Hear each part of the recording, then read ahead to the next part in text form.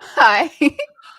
Good, Hello, and good welcome morning. to another Fracken podcast. I'm Dan, and I'm here with my co hosts.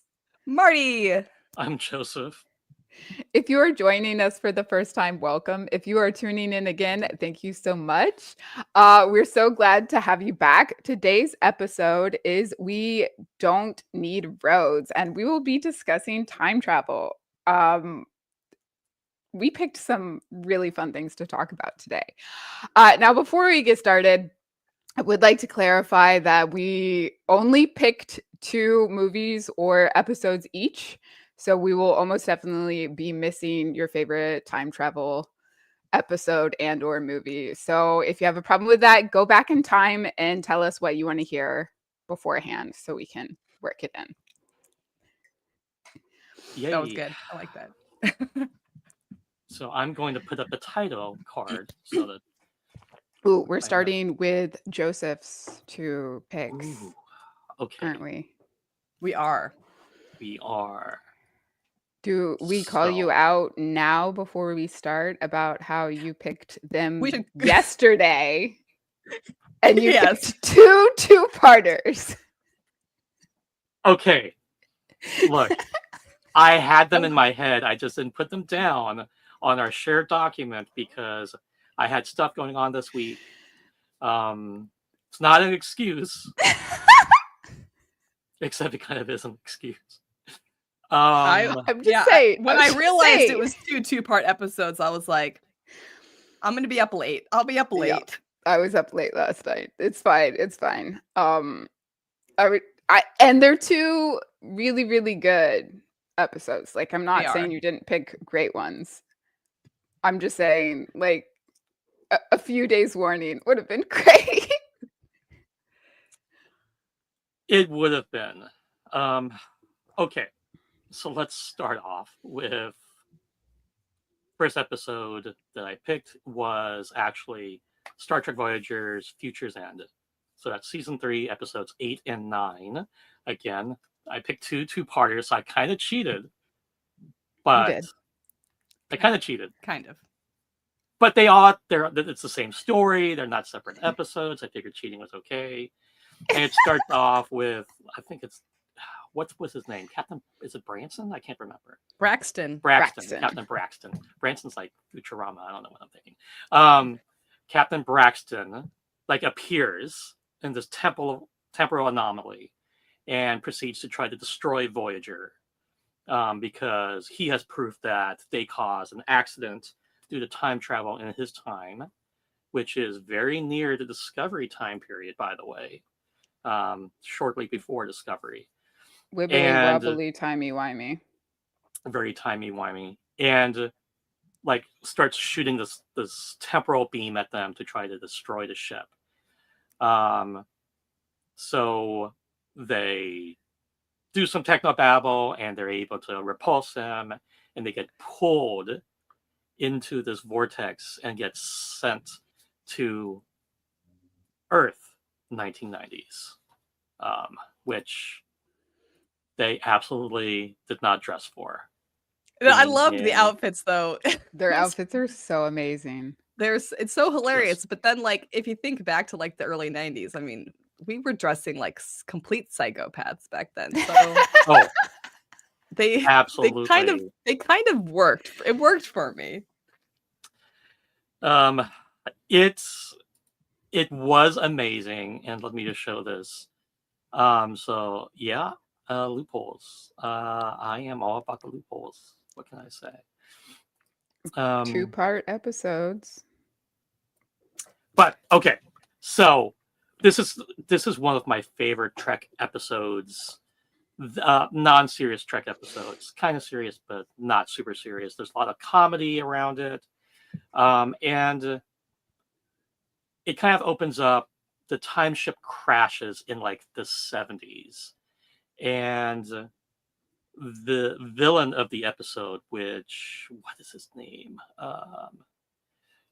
The guy from Veronica Mars. So basically, like less evil Elon Musk. This guy like is a hippie in the woods, like sees the ship crash And then next thing we know, we turn to Voyager, and they are in orbit around Earth, and they're super happy. But they realize they're in the past, and so they're like, Neelix and Kes are observing the past and watching soap operas. It's kind of humor. Oh, I That was love the little clip of them watching soap operas. that was actually one of my favorite parts of this episode is the ability, and Voyager does this really well, was the ability to balance like the serious nature of the main storyline with these comedic moments. And that moment with Neelix and Kes was one of the best. It's probably the only Neelix and Kes moment I actually like. But it was good. That's it was fair. good. That's fair. Yeah. So. It was so funny because they're watching television instead of experiencing the holodeck, and so that is a topic that is discussed.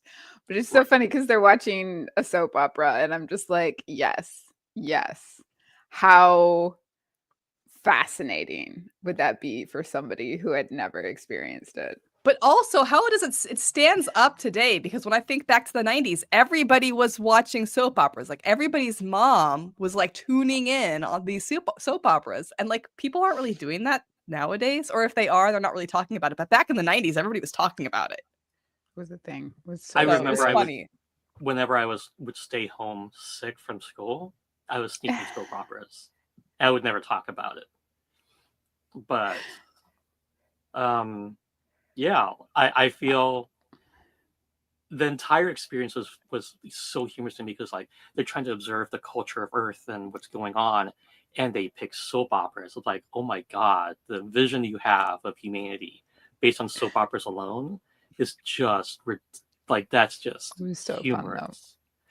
The time travel aspect of this episode that I do like though is the fact that it's a paradox that I felt like the temporal agent should have realized was a paradox from the very beginning. Like he almost sets in motion the whole problem, right? Well, yes. We learned later on that Braxton's not the best temporal agent in the world. True. Well, not everyone can be the best agent in the world. I feel like if you're gonna be a temporal agent, maybe you should go through more rigorous training. Maybe just like the top 2% of the class gets to be temporal agents and muck about in time. I mean, if I were in charge, I would make a rule like that. But obviously, I am not in charge. I also did feel watching the episode again, the moment in the second episode when they're basically going to blast at the guy in the temporal ship as he's heading into like the wormhole portal thing. I'm like, Janeway, don't you realize this is exactly how Voyager ends up in the Voyager pieces end up in the 29th century? Like, I'm like, it's like a self-fulfilling prophecy. Like, I'm like, yeah. Immediately they decide that they're going to do the thing that they shouldn't do. Right. But it works. But somehow they don't destroy the future. They don't destroy the solar system. Well, it's like because they already destroyed it and then they do it. It's like they did it again and then didn't destroy it because everything reset itself. And this is one of those weird like Star Trek time travel problems where like it doesn't always seem to really make sense. I love the line that Janeway has where she's talking to Chakotay and she's like, they covered this at Starfleet Academy, and I was like, I'm never gonna do this because it's just too confusing. Yes. And then she's the captain, she's right there in it. But she is the captain that is constantly dealing with time problems. And you get to the end of Voyager as a series, and she is intentionally mucking about in time. Yeah, she is the most prolific. Yes, she's like, I hate this. I never want to do this. I'm gonna not only do it more, but I'm gonna do it on purpose. I love you, Janeway. I love you. The exact quote is, "Time travel. Since my first day in the job as a Starfleet captain, I swore I'd never get caught. I'd never get myself caught in one of those godforsaken paradoxes. The future is the past is the future. It all gives me a headache." And then the rest of the series is nothing but Janeway in paradoxes, messing up time. Yes. Um, I love her so much, but she does mess about in time a so lot. much, so To the much. to the point that, that's how she gets Voyager home early. Like she must have not gotten headaches from it anymore by the end, I guess. I don't know. So you will be happy to know that there is still a group of people that loves their daytime dramas. So just Oh, throwing oh, oh, good comment. There's just throwing that out there. daytime dramas are still out there. I am so happy to hear that. Um,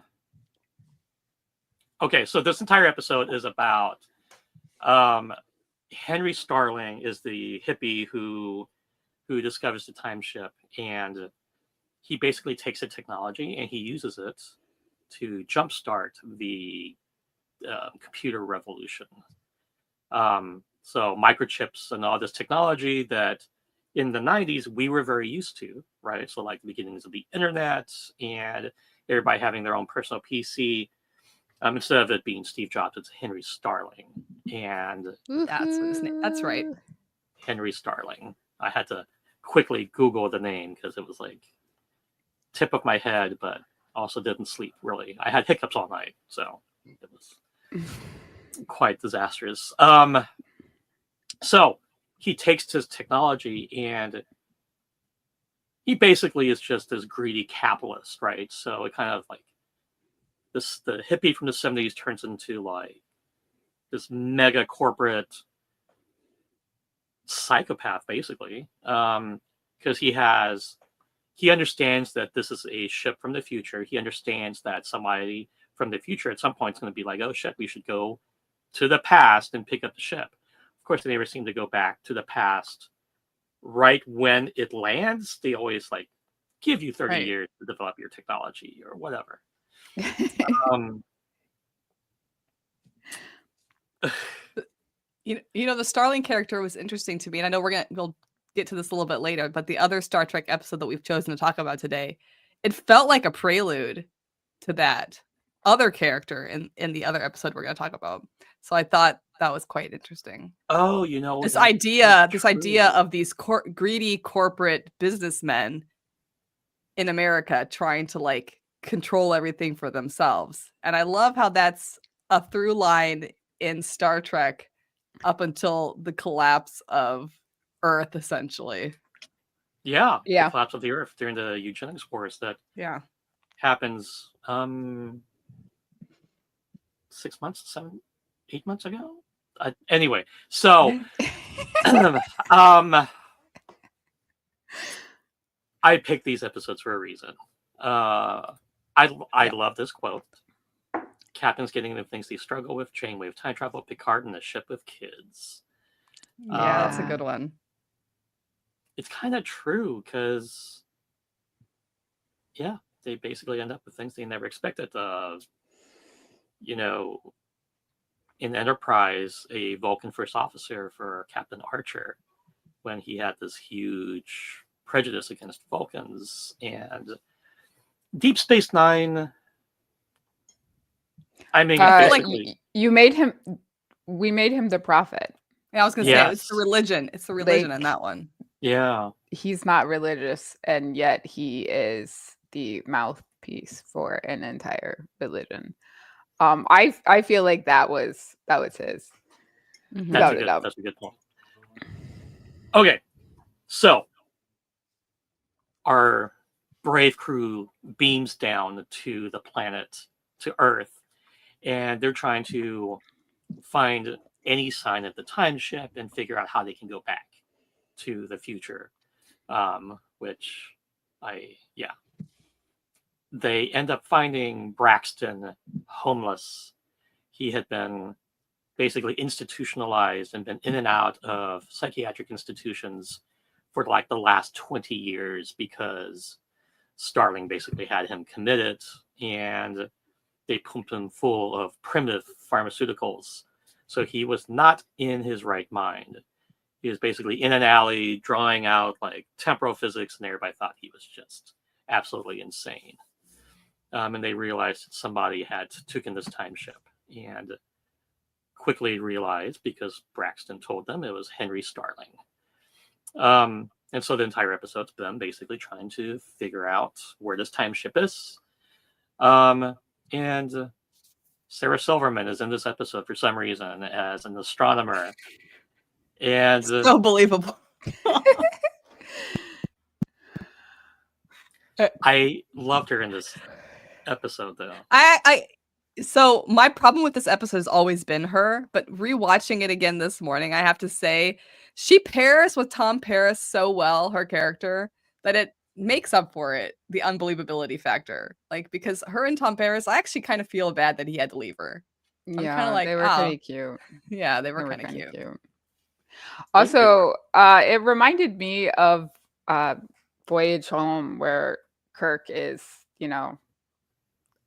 flirting, and Oh, he's right. like, "Oh yeah, I'm forget that we're trying not to like ruin the timeline. I'm just gonna flirt so hard with this girl that like I end up taking her back with us and then abandoning her. Like they don't stay together." But I was like, do we have to flirt with someone every time we go back in time? And then in our next two-parter episode, Jadzia is the one who does it. And I'm just like, yeah, we have to have somebody. Although I feel like Jadzia's is a little bit more methodical. I feel like there was like a reason behind it, but She had a plan. She She had she a needed an actor. plan. Plotting. And yeah, we'll talk about that But in yeah, a minute. you're right, you're right. In a minute. But we just have to have that plot point. But you're right. It was like it did feel very Voyage Home, especially the scenes where Tuvok is. He's just there like, I brought burritos. And I was like, he bought burritos and hot dogs. And then he asked her for a burrito. I'm like, Tuvok, why didn't you get a salad? You're a Vulcan. Why are you getting a burrito? Look, it was probably a bean and cheese burrito. I hope it was.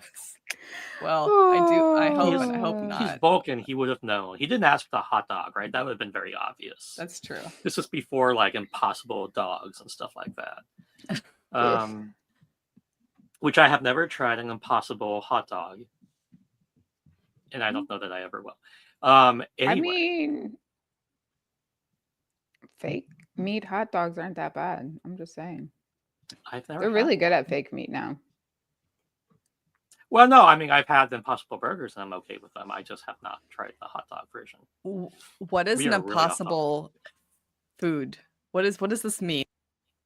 Oh, I haven't been in the US in like a decade. I feel like I've lost something here.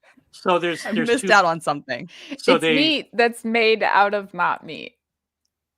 Yeah, so there's two major big brands of kind of this like higher quality fake meat. It's like Beyond and Impossible. And they utilize some like beet juice to get kind of that redness. And it sizzles and it kind of cooks like meat, but it's not meat. It's not any healthier. It Soylent? Is it Soylent? It's not meat, Marty.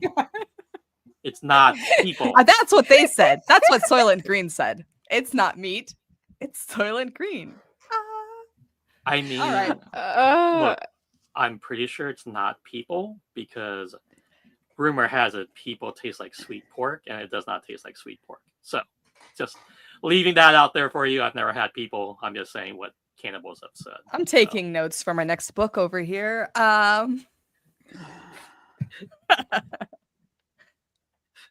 Humans would not be a very cost-effective. So anyway, I feel like we grow too slowly. Tuvok's clothing choice was the most accurate. I think he did really good. I think he did really, really good. I mean, yeah, he did really good. I love that Paris is just like in a tank top because that's just Paris. Look, I screamed the moment that Paris in the background, he's like, it's hot. And he like takes off his collared shirt and he doesn't wrap it around his waist. He like stuffs it in his back pocket so it's half hanging out. And I'm like, I forgot about that. I forgot about that. No. Meanwhile, so funny. Janeway and Chakotay looking like mom and dad here, like trying to keep the kids together. They are mom and dad all the time, honestly. And They he's are like like that all he's the the- time. episodes for some reason. But and anyway, he's the dad who's just like, ask your mom, ask your mom. And He mom's like, is. He is "No, that dad. He's no." like, whatever your mom says. Seriously, don't ask me. like just don't flirt. Just don't flirt. Yeah. Um, As he's like hovering over her the entire episode. If you watch Chakotay in this episode, every scene that he and Jane were in, and I understand that like our camera angles were like a little bit, the TV sizes were different format, and we're trying to keep them both in frame. But he is hovering. She's at that computer. He's like, you can't type. She's like, "Dur, dur, dur," and he's like over They're down, they're down like her neck. touching all Like that guy from Hey episode. Arnold, like just like like breathe. I feel like Janeway out of uniform does something to him, and he just could not resist like being as Janeway close out to of her as uniform does possible. something to all of us. yeah, I mean, it's true. Valid. You're not wrong. As I've gotten older, I have appreciated Janeway so much more. But out of Same. uniform, yeah, Same. just Yeah. like just the episode where her and Paris are like on this alien planet and they time travel, to like just a few days before, and she's I don't know, just stunning, Yes. absolutely stunning. Yeah. He and yes, he just needs to build another damn bathtub for her. Right. Like, Ah. That lady needs a bathtub. but they somehow he ends up a 7 of 9. Because that that makes so makes much sense. So okay, much move on before I go on a rant because I cannot. Are we- Sorry. I won't Please. rant right now. No, Rant. I'm not ranting. Please. I'm not ranting. please, right let's hear the rant. I'll get you. I have a rant for you, but it's not related to this episode. But we can talk about it later. Okay, moving on. This is how we get the really super duper cool piece of technology that is pivotal throughout the rest of the series, where the Doctor has his little hollow emitter. We get that amazing technology from the future. He uses it during this episode, and then he takes it back with him to Voyager, and we And get him miraculously- running around Yeah. in the And end of the miraculously, episode. nobody comes back for it. Yeah, no, they completely ignore that. But he asks Janeway for his own quarters because now he can just Oh. wander around. And I'm My just like, favorite part is when Kim just says, "Welcome to the bridge, Doctor," and I was just like, "This "Because is he's never been cute. to the bridge." He's That was never adorable. been to the Thank bridge." you. Happy to be here. And then he can't. She's like tells him to go to like some room, and he's like, "I don't know where that is. How do I get there?" And she sends an ensign with him. I mean, he was for up until this point, he was only ever in Medbay or the holodeck. Those were the only places he could exist. And You know, so I have now to he gets the freedom to go places. I have to say, like, as I was watching this, and those of you who follow me on my socials know the struggle I've had with Strange New Worlds lately. I'm not going to get into that because we'll be here forever. Oh. But watching this episode, it reminded me just how good the writing of the storylines were at this time period in Trek. Because this is a very basic story. It's Mhm. very simple. Something happens in the future. They have to go back into the past and fix it. We've seen that before. But like the way it's done, the way it's organized, by the time you get to the end, it feels fulfilling on all fronts and for all of the characters involved. The special And- effects aren't crazy over the top. It's just There's like and there's simple. zero budget. I think probably the biggest budget aspect of this episode is the fact that they were filming in LA. Yeah. Yeah. Like other than that, like there wasn't a lot of necessary props. Like even when we see the time machine, it like the time ship or Ship. whatever, it looks more like they just threw a picture on the screen. It's not actually like we don't actually see anybody like walking around it or anything. So it's very low tech, but it works. It doesn't require all of that. Yeah, like it's It just still holds a up. cockpit when we see Yeah. Starling sitting in it and Like Braxton sitting in it. just right around Yeah. the person. Yeah. Like very, very quickly done. It doesn't matter, right? The whole point of it is the ship and the technology aren't the highlight. It's the plot point, right? Which is Yeah. this greedy guy has got the ship. He's willing to kill for it. He tries to kill Yeah. Paris and Tuvok. Can we talk He about doesn't how care that he has billions no of people are gonna problem die? that Yeah. billions of people are going to die? He has no problem trying to kill any of the people around him, but he didn't kill Braxton. Like, Well, Yeah. why is he letting him just run around? Like, he's because so awful and evil, but he's just like, oh yeah, this little I dude think it's over because here. he's not doing it himself. I think for him, it's like he only cares about what's happening in his lifetime right now in the moment. It's about making money, it's about improving his business stock, and he could care less about the future. Well, yeah, no, I You mean, know, he and if he does wants not care something, about the future at all. But he's just leaving a dude out there with future knowledge who could potentially thwart him.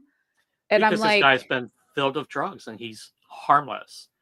But in my mind, and this is said nowhere in the episode, right?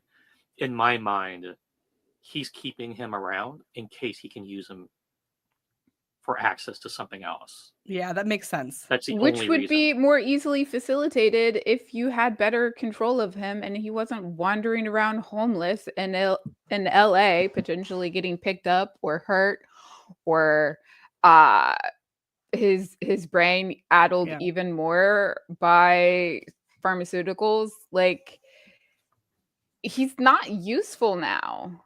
Yeah, it does That's feel like a fair. little plot hole, but at the same time, I think maybe what they're going for is a little bit like what happens in the next episode we're going to talk about, where it's more of a commentary on what people think of the homeless and what people think of people with, you know, mental disorders that prevent them from holding steady jobs or from having like normal residences and are living on the street. Because we see not only how this guy doesn't care about how the police react to him when they see him. You know, Yeah. they chase him down with blaring sirens when he runs from them, and he hasn't done anything except Done put up some nothing. signs. Yeah, he put up Like, posters. That's it. what was he did nothing. He put up some posters. Whoa, big. Who cares? Well, he should be in a sanctuary district. Well, you know. Exactly. All right. All I right. mean, this episode is such a lead up It to what is. to the Deep Space Nine episode that like it just it feels like they were written in tandem. It felt that way, and they weren't. I mean, they were several seasons apart, They were several seasons years apart.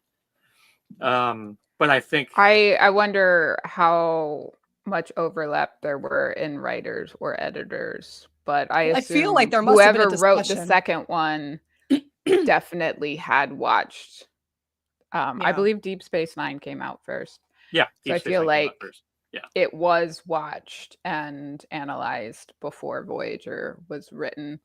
And I do like agree. how you can see that a lot in Voyager and Deep Space Nine. Like, you can definitely tell that they are watching and enjoying previous Trek and tying it in. And I enjoy that.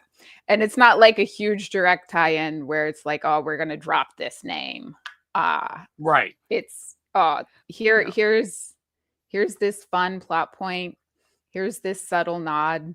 We're gonna build off of this. I think there must have been a conversation because you know the Deep Space Nine episode takes place in 2024. This one takes place in 1986. So I think there was obviously discussion of okay, well if this is happening in 2024, what's the scenarios that are leading up to this event? And I think the Voyager episode really hits. I mean, we're seeing it in our world today. The Voyager episode really hit on the aspects of human society that could create the world that exists in the Deep Space Nine timeline. It's true.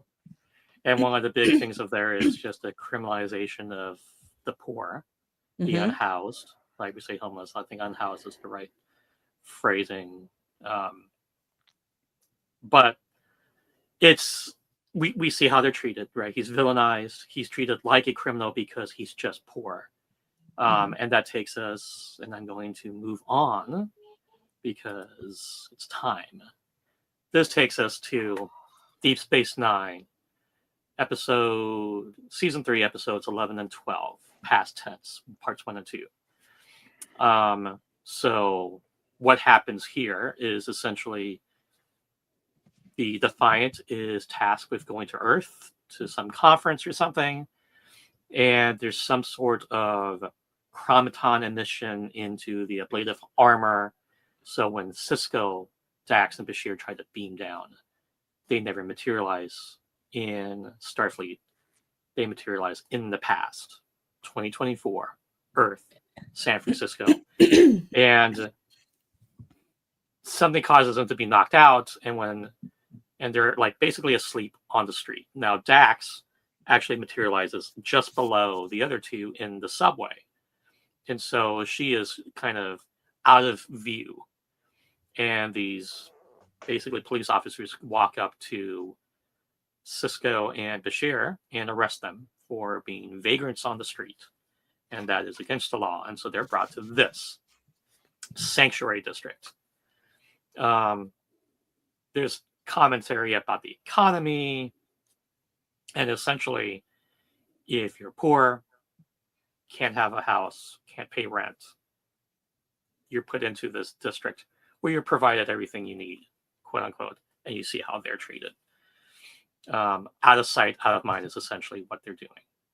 And I believe that there have been talks about doing this in real life, right? Just taking abandoned buildings and putting people in them and keeping them out of sight, because we don't want homeless people littering our streets.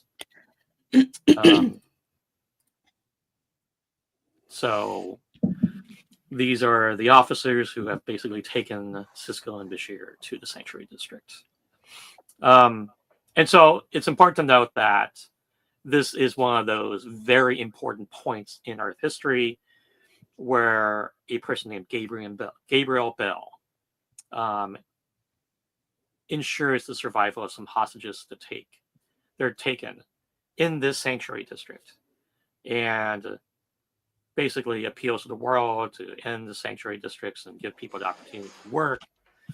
And of course, shenanigans happen because it is Star Trek. And instead of just staying in a corner of the sanctuary district and not disturbing anything, they're walking around talking to people and making commentary about things.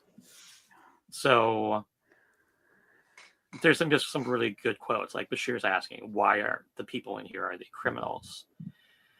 And Cisco lets them know, nope, people with criminal records are not allowed in the sanctuary district.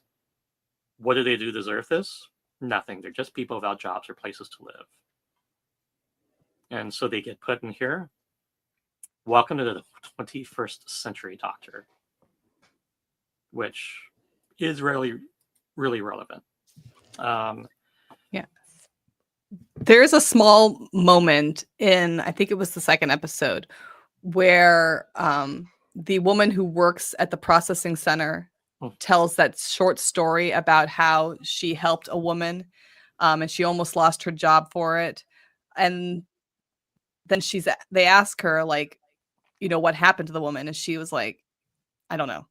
It was like she helped her and then she fell off the grid. The woman, she never found out what happened to the lady. And I just, for me, that felt so honest and true of what is going on in our own society that hit me harder than most of the episode. You know, because we've seen these episodes so many times, but then with life and experience and current events, they change. And that was the one that really kind of was like, she's like, well, I did, you know, basically I did my good deed, but then there was no follow-up. There was no follow-through.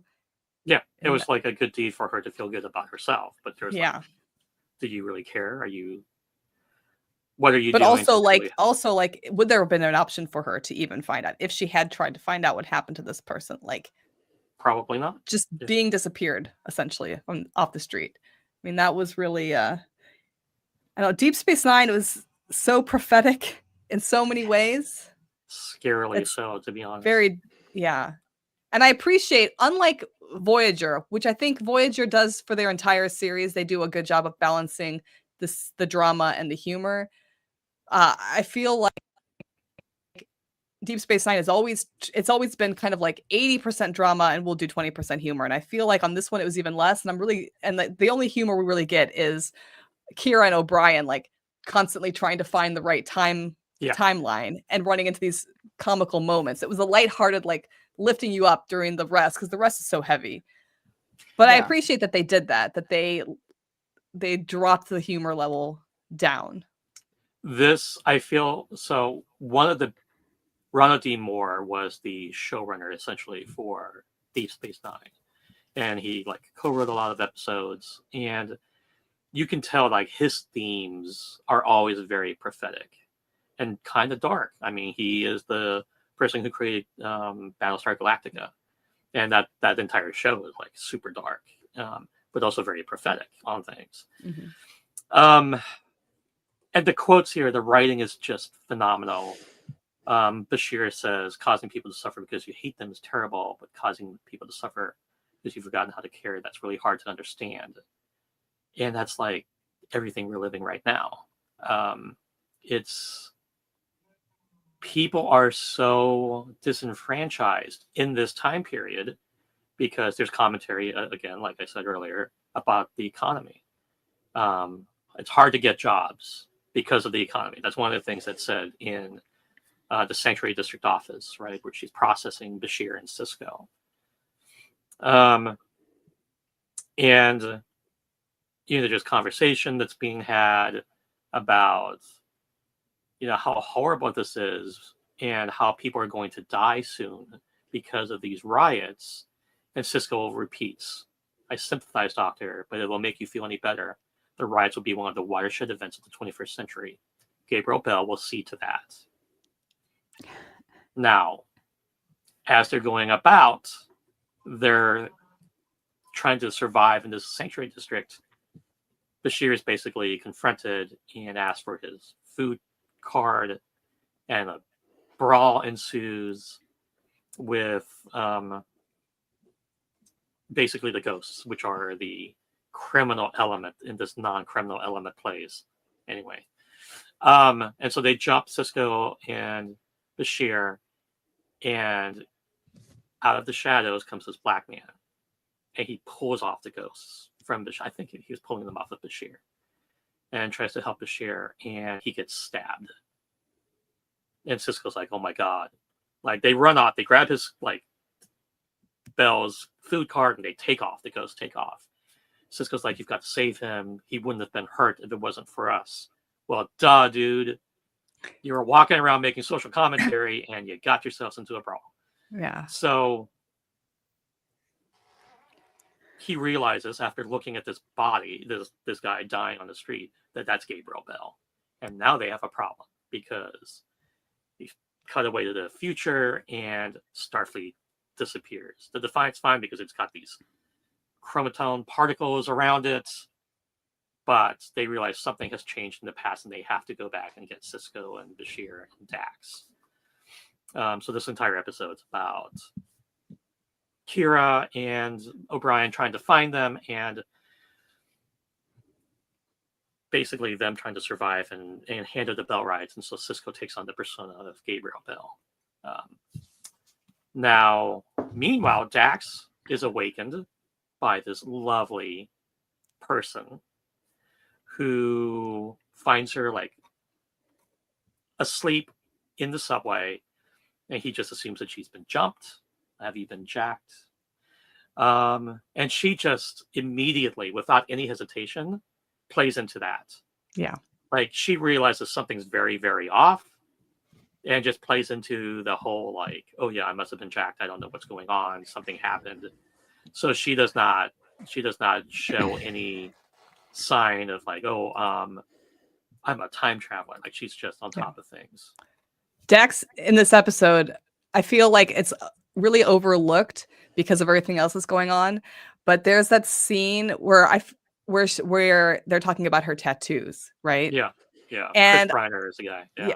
They're this dichotomy, this like hypocritical dichotomy here. This idea that the guy basically says, well, I had to get my tattoos lasers off because if you want to make it, you have to look like the drones, right? Kind of accentuate saying that these people in the sanctuary districts are not going to be able to get the jobs because maybe they have tattoos or they don't look the part. And yet here she is beautiful woman. She's got the tattoos on her face, but because he interprets that these tattoos must have been done In Japan. in Japan, Yeah. which it seems like that must be like a luxury in this time period to be able to go to Japan and get these special tattoos. It doesn't apply to her. You know, it doesn't apply to her because apparently he's assuming that she is of a wealth and status She where is a beautiful, attractive woman who got very expensive tattoos. It's very But different. also a very beautiful, attractive white woman exactly. talking to a wealthy white guy. Yeah. Bashir and Cisco are definitely not white people. Right. And so, like, you can see that there's a lot going on here, right? Yeah. There's some misogyny for sure, and the way he's treating her, like the damsel in distress. Obviously, she needs help. He does call her a damsel in distress. does. But how quickly she's able to get through it because of what she looks like.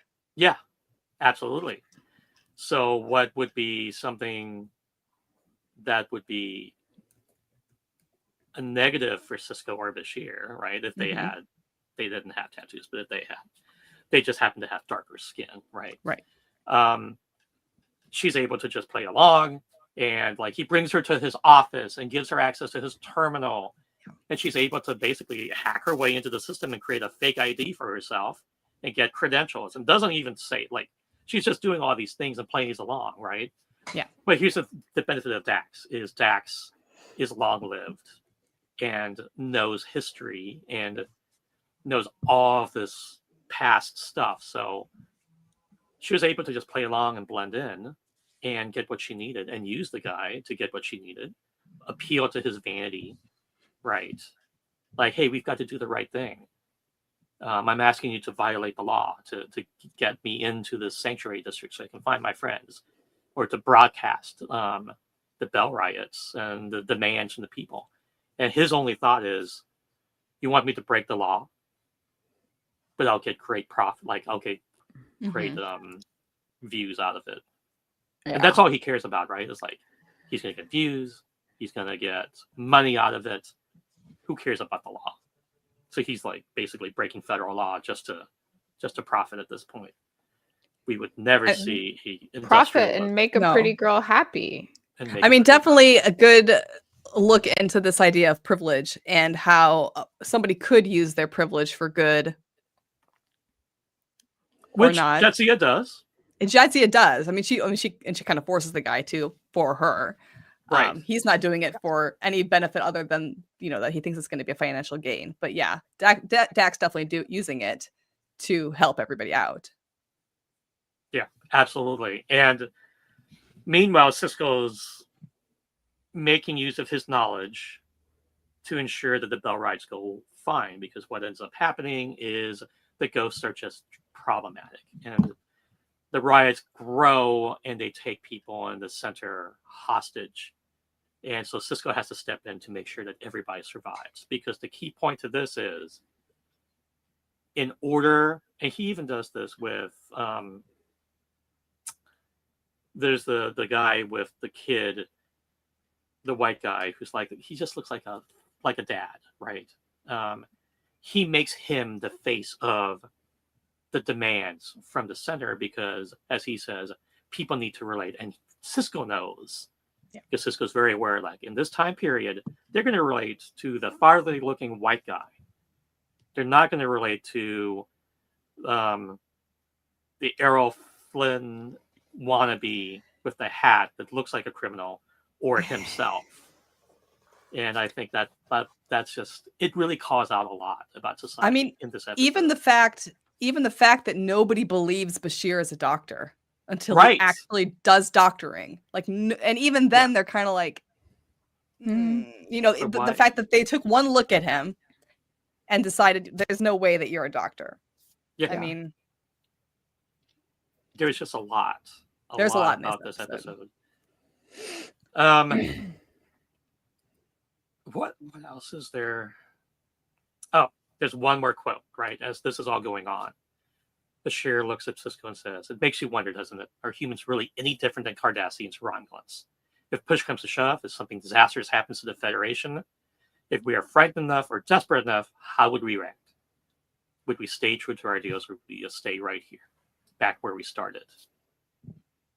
Um, Which, like which you said, going back to Discovery, we yes, find out that answer in we part. find out that I made a video last year. Did I say this before we started the podcast? I can't remember if this was Yes, it was pre-game. before we Yeah, started okay. the Before. podcast. So basically tying that quote to things that are said in Discovery, which I think is great, and it shows how amazing Discovery is at tying back to previous Trek, because we basically see that the Federation falls because of the burn, and what does Earth do? It builds essentially a big fucking wall and isolates It isolates. itself. Like, they keep all of their toys, but they isolate, and they basically stop caring about everybody. And as soon as they find out that somebody has a resource that they need, it's like we will do anything to get it. They Yeah. open their doors again. Yeah, exactly. Yeah. And so we see that, yeah, humans are not really any different.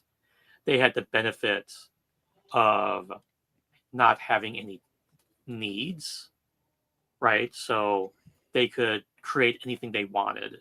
And as soon as that goes away, they self-isolate and they keep their resources to themselves. They also had the benefit of kind of just by nature of the system that Earth is in, what they were already a little bit isolated. I mean, the closest to them are the Vulcans when they first reach out, as opposed to like the Bajorans didn't have a chance. The Cardassians are the closest ones to them, you know. Yep. So I mean, they had this benefit of isolation in the beginning already. And whereas, you know, if it hadn't been the Vulcans that they met first, completely different scenario, right? Yeah. Completely different. And I think that's just one of the beautiful things about Trek, is like we see these like happy little circumstances over and over again. And it just kind of shows that everybody who's writing for Trek tends to pay attention to what's happened before. Almost everybody who writes for Trek. It's not talking about Strange New World. Except I'm going to kind of talk about well, Strange you New know, World. Strange New World pays attention to the past, but they're paying attention to the wrong things, I think. Correct. But that's I will That's say a this different season. podcast. That's a it's a different different podcast. podcast. Okay, so essentially, Bell rides happen. Cisco saves the day. Bashir saves the day. Most of the people who held the hostages end up getting shot and killed, which is super sad. But at the end of the episode, the security guards, we'll go back to this, they basically let them go. And it's like, we'll just put this badge on some dead body. You saved us, just go. So they're able to reunite with Dax, and they're able to reunite with Kira and O'Brien and get beamed back. And everything's good. I mean, I love it how in this episode too, like you mentioned quite a few quotes by Bashir. I mean, to me in this episode, Bashir really feels like the modern day audience. Like, he's talking for us. He's asking all the questions that we should be asking. He's saying, how did it get this far? How could people behave this way? Why don't we care about people anymore?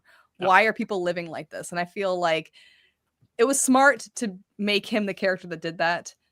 So that Cisco could shine in the role of Gabriel Bell. But it definitely is. I mean, that's how you do commentary in media, I think. Yeah. You take a character who representing the audience and have them ask the questions that we should be asking ourselves. It was very well done. I felt like this entire episode was like perfectly executed. Deep Space Nine continues to be my favorite Trek series because there's so many. It is so many amazing episodes. Yeah, exactly. And also too, because Deep Space Nine's not afraid to take the risks of maybe offending its viewers sometimes. Yeah. It's not afraid to take the risk of making you think or see something that you previously believed one thing about, and now the episode is showing you it from a different perspective, and now you're kind of forced to look at it from a perspective that made you uncomfortable. I mean, that's why I think Deep Space Nine was so good. Yeah. It was not as well liked as Next Gen or even Voyager when it was running, because of that, right? It was the different Trek, right? It was the discovery of its time. And people now look back fondly, but I remember a lot of commentary back then about, it's just a horrible show.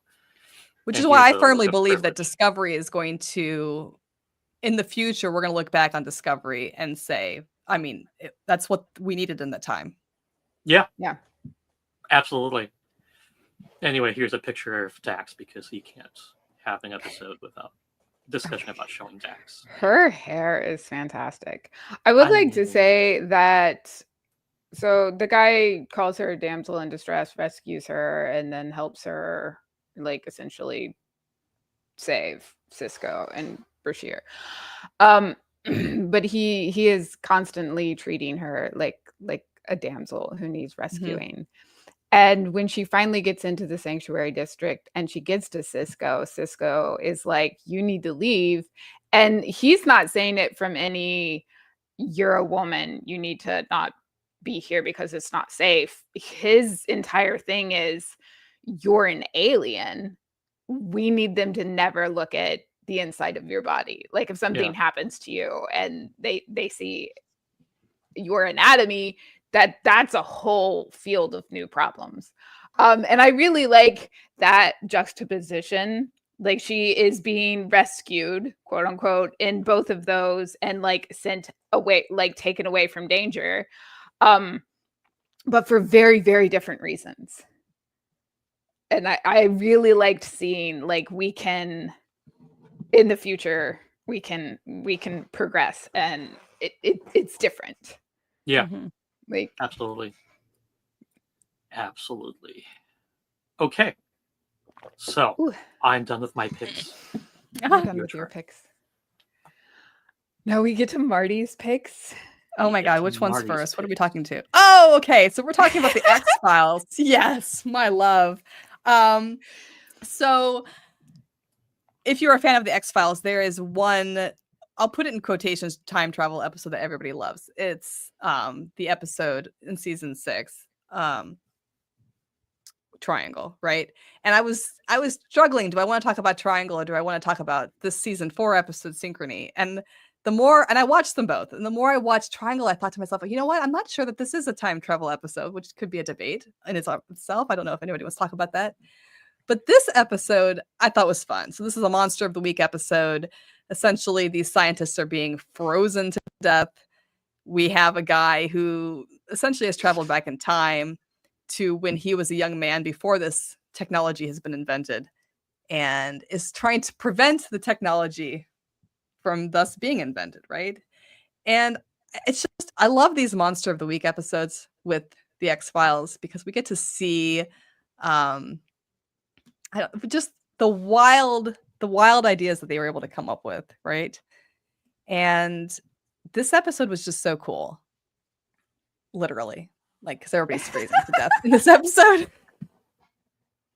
But the reason I chose this one over Triangle to talk about for time travel was because when you get to the end of the episode, you realize just how selfish these time travel characters are. There's always a character that's just so selfish and kind of greedy, right? Because in the episode, the main scientist guy, he first travels back and he's like, I got to kill my colleague and my friend because he's going to invent something that's going to lead to this invention that I started. And then he goes back and he kills another scientist that he hasn't even met yet because that guy is going to come up with something that's going to expand upon what he's already come up with. And then he's like, now I got to kill my girlfriend because she's the one that puts those two pieces together. And I'm like, dude, you could have just gone back in time and killed yourself. But I mean, to save time. But he's so selfish, right? So selfish. Yes. Right. Yeah. Absolutely. And I mean, he's only in this position in the first place because we find out that the female scientists went in and messed with the data, which was what was getting him in trouble in the first place, which led to all of the other things. Like, he could have just gone back in time even further and prevented her from messing with the data. And I'm just like, why did we not do that? Why did we have to kill we not do that? Right? Exactly. Why did we have to kill anybody? We could have gone back in time and been like, okay, let's not mess with the data. Or let's mess with the data in a different way so that we never lead to it. Because I think he makes a really good point about coming back. Because he is asked, why did you come back? Why are you doing all of this? And he's like, just like, imagine there being no history, there being no future. like Yeah. because you can go to the future and the past anytime you want. Mhm. Those don't exist anymore, and like that is a mind bug. I admit I was just like staring at a wall for an hour after watching this episode thinking about it, because like what do you mean if you could just spontaneously move around in time? So There there's would a be no Michael past or future. Crichton book called Timeline. Yeah. Which is very like expands on that topic, right? Like Mhm. everything just kind of bleeds Yeah. around. It's horrifying to think about it, right? Like why is time travel impossible? Because you would just rip the fabric of time and space apart. And that's one of the Like- things I liked about this episode was the fact that it was they really focused on the science aspect of it, as wild and crazy as the physics of it may be. Like they really did try to lean into the science side of it, which I think when the X-Files does that, it always creates a very good episode. And it reminds us that Scully isn't just a doctor, because Mulder even mentions that she did a paper on that was on this, that she did research into this because she had studied like physics and before she went to medical school, and that Yeah. she had looked into this essentially before, as a skeptic before she started working with him, which I thought was a great reminder, because we always kind of forget that, we think of Scully the doctor, but she actually knows about this kind of stuff. And I don't know. She's I multifaceted. I love that the about- reminder that Scully is more than what we remember her being. I mean, okay, Scully is, we remember her as an FBI agent who is also a Yeah. doctor, but she also has a background in physics. Like, Yeah. honestly, kind of a badass. You're kind of like Scully. She is pretty Marty. badass. Just- Me? It's the hair. It's It's the the hair. multifaceted nature, like Thank you. badassness.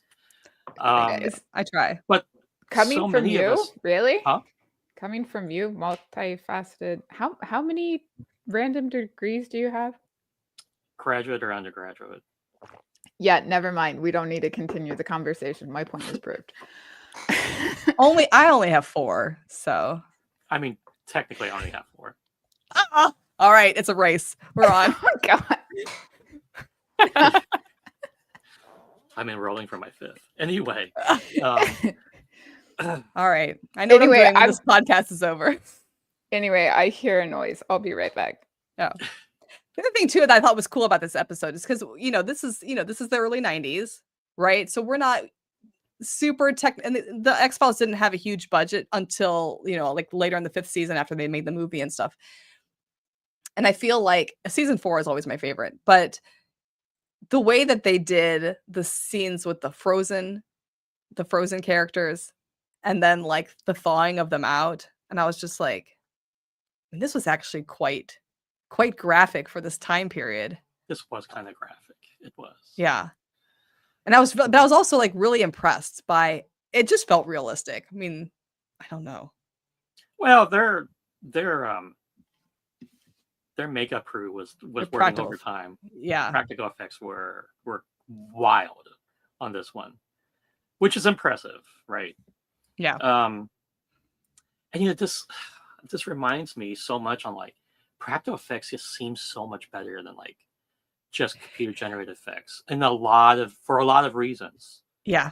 I I mean, like Star Wars still stands the test of time because It of how good the does. practical effects were. the original Alien stands the test of time. And I don't know if Yeah. you've been watching Alien Earth, but they've gone back to practical effects with the Alien Earth TV series. And when you see the xenomorph on screen, I mean, it feels real. And the actor, if you watch interviews with the actors, they also say it's scary because the guy is actually running at you. Like it's an actor in a suit, but he's coming at them. He said the actors, they felt like their responses were more authentic.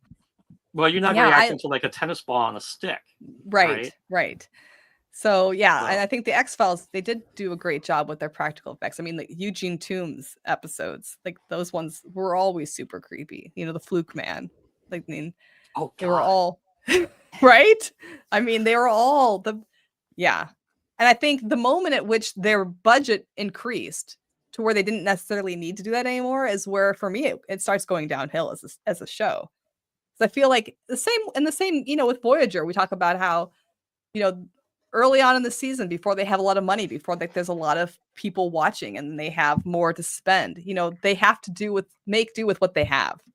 Yeah. And I feel like when you force people into that kind of creative, you know, disparity that you don't have a lot, I think you end up getting these really great moments. Well, Deep Space Nine famously didn't have a ton of money for special effects. And so you'll see the same battle scenes in space multiple times reused because it wasn't as popular as Voyager was or the Next Generation was. So they had to basically reuse the footage they had, and it was mostly practical effects. And I think it was done well. But it works you're well right. because the writing is so good, because the storytelling is more engaging than the practical effects. Is that you're so deep into the story and you're with the characters and their journey that if you see the same space battle as you did like 4 episodes ago, it doesn't really matter because that's not as important to the episode as what the characters are doing and their dialogue with each other. And I think you see that a lot with these episodes of the X-Files up to season 5. Yeah. Yeah. The comment is, I think a big budget has hurt Doctor Who, and I would 100% agree. 100% agree. I think Doctor Who works really well, also time travel, right? But works really well when it feels like everything is tactile. Yeah. I had a rule for this episode, which was I wasn't going to pick a show that was all about time travel because that would be like the entire show. That'd be impossible. But one of the things, kind of going back on track, is I love the X-Files. It stands the test of time because most of it is just really good writing. It is. Now, to this day, whenever I'm watching a show and the protagonists end up getting people killed, everybody in my family says, "Oh, they Mulder and Scully those people," because they do that a lot. But it's like, do you remember how prevalent these plot that they points started were from that. the X-Files? Yeah. I mean, I think too, if you think back to so the X-Files started airing in like the early mid 90s. Mm-hmm. There was a lot of stuff on TV back then. There were a lot of choices to watch, and people were vying. Television shows were vying for certain time slots because these were times when people were home and they were finished eating dinner and they had time to watch TV. They weren't still at work, kids weren't still at school. And the only way to get those spots was by having good writing and having actors who could bring chemistry together from the writing. And so that's why I feel like those first few seasons of the X-Files, like 1 through 4, to me, it's almost a perfect series if you stop it at the end of season 4, because the writing is just so good. And it had to be in order to get that time slot they ended up with, 9 o'clock on Sunday, which I will never forget. Because anybody who called me, if my friend Laura from high school is watching, anybody that called me between 9 and 10 on Sunday night, they just got the meanest person on the phone because I was like, "How dare you call me during the X-Files?" I was Do you rude. know what I'm doing right now? I'm like, you call me during a commercial break and you make it fast, or you don't call at all. Like, it can wait until school tomorrow. Drop me a note in pre-calc. Like, this is Mulder and Scully time. It really is. It was. I kind of feel like, so Chris Carter was just an amazing showrunner, amazing writer, and there are a few episodes in the newest seasons that came out the reboot, so to speak, that I loved. But again, they had more of a budget because everybody was expecting it's the X-Files. And I don't think you're right, it's not as good as the first 4 seasons. I think too, the problem with like the quote unquote reboot is that because we had tied up so many loose ends in the mythology episodes, they had to pick the only thing that was basically left to be their mythology. And I felt like that wasn't necessarily the best choice, and your Monster of the Week episodes didn't feel quite as, I don't know, impactful as the early season ones did. Yeah. So I think what I liked was his commentary from the writers, right? When they wrote this episode was kind of mirroring this to if Oppenheimer had the opportunity to go back in time, would he uninvent the bomb? And that was kind of their premise on this whole episode. It's like, hey, if you had the capability, what would you do? Which is interesting because then their version of Oppenheimer doesn't necessarily choose to not uncreate it. He just chooses to stop the people that he knew helped create it. Like, Yeah. It seems like a very Oppenheimer thing to do, to be honest. So I was going to say Oppenheimer is a famous narcissist, so I would say this feels very much like an Oppenheimer thing. Yeah. So in that sense, successful. That makes sense to me. Yeah. I love this whole premise, right? Like, I do think more on kind of the background on this, where traditional physics doesn't allow for time travel, but quantum physics does. And so this is the first time in the 90s where writers are exploring the concept of like, hey, let's use quantum physics to explain the time travel. And like that's a plot point these days. Like everybody throws in quantum something, and it's like everybody knows things work differently in the quantum realm. But like in the 90s, that wasn't popular knowledge at all. So there's just so much about this episode that was pretty cool, and I think kind of a first for mainstream sci-fi. I was trying to remember if I could think of a time travel episode where it was clearly, like you're running where the same person is going to the past, running into themselves, and then committing a crime, and then their younger self is kind of essentially involved in the crime unknowingly. That seems like a common time travel thing now, but I was trying to remember, was it at the time? I don't think so. I don't think it was. No, it definitely doesn't feel like it. 90s was a long time ago, though. It was. I'm trying to remember, but I was too busy yelling at my friends who called me on the phone. Like, this isn't going to air as a rerun for 4 years. Get off. Oh my goodness. Trying to explain to my children what watching TV was like growing up is like, they don't believe me. And every conversation ends with them making jokes about how I grew up in a time when everything was black and white. And they ask at what age I was when color was invented. And I'm like, I'm old, but I'm not that old. You can tell your kids about the lucrative business that I started in high school, where about the X-Files. So the new episodes of the X-Files, they aired Sunday at 9, right?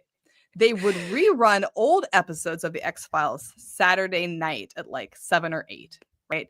I would tape the old episodes, the reruns, and then I would tape the new episodes. I had hundreds of VHSs, all very labeled, and I would rent them out to kids at school who hadn't seen the reruns, who hadn't seen the old episodes, and couldn't catch up with the new stuff.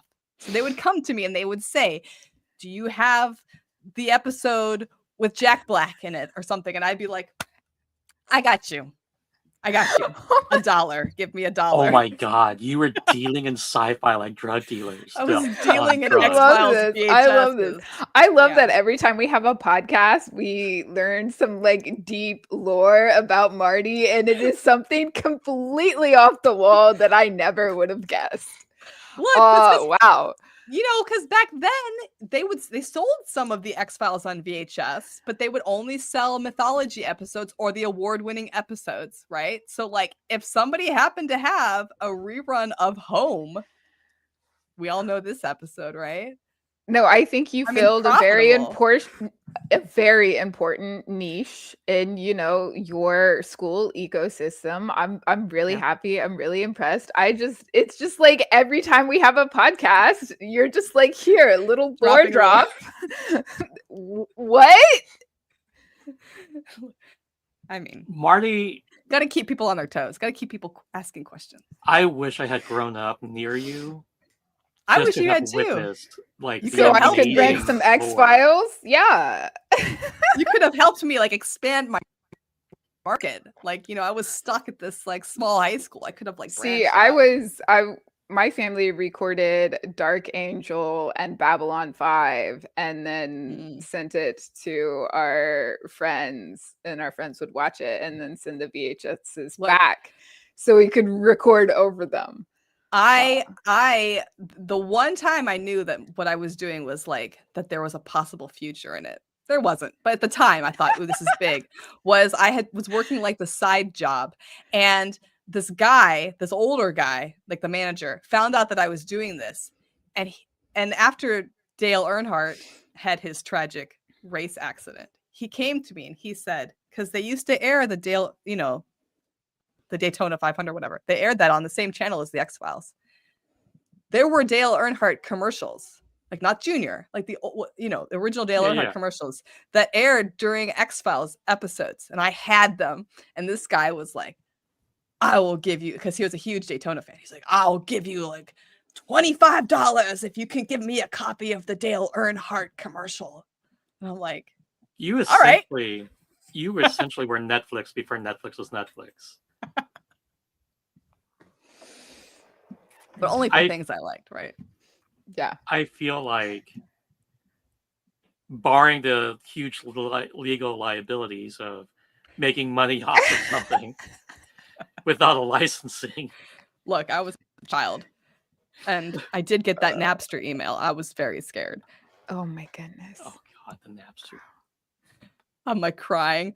My mom's like, "Why are you crying?" I'm like, Lars Ulrich is gonna sue me. Oof. He Oh. didn't, thank goodness. Anyway, Anyway, I love the What's next? end of this episode um, where our female scientists, who the dude failed to come back and kill, like, talk about an incompetent killer.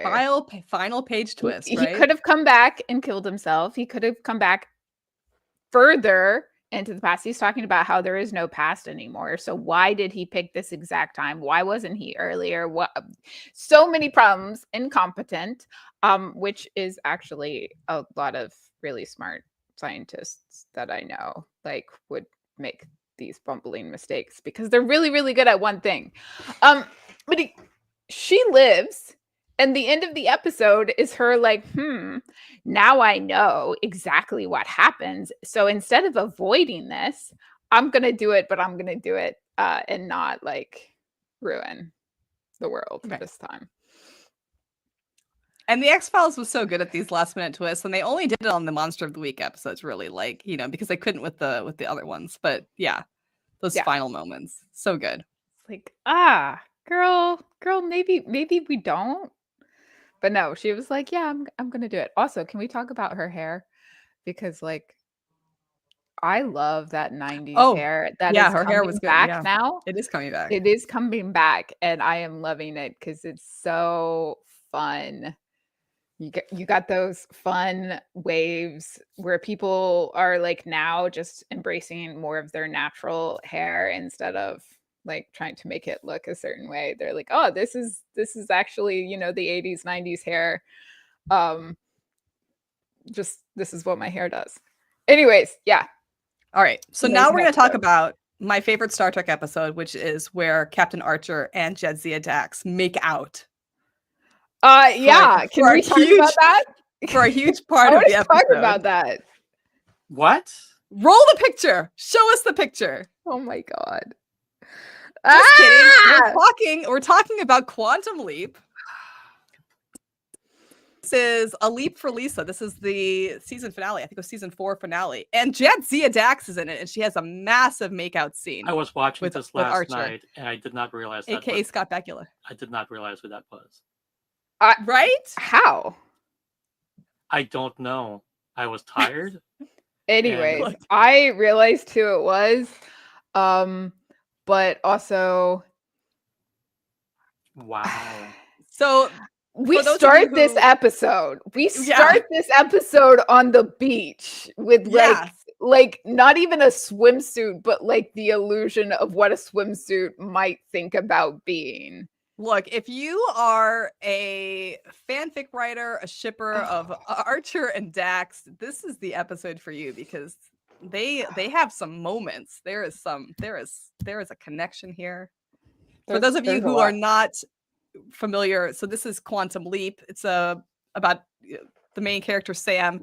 He leaps into the bodies of other people during his lifetime, and his job is to make sure that things go right in their lives, and he tries to fix them, and then he leaps into somebody else. This is a special episode in that he leaps into the younger body of his colleague Al, the guy who's like the hologram who helps him in all of the other episodes, because somebody has been murdered.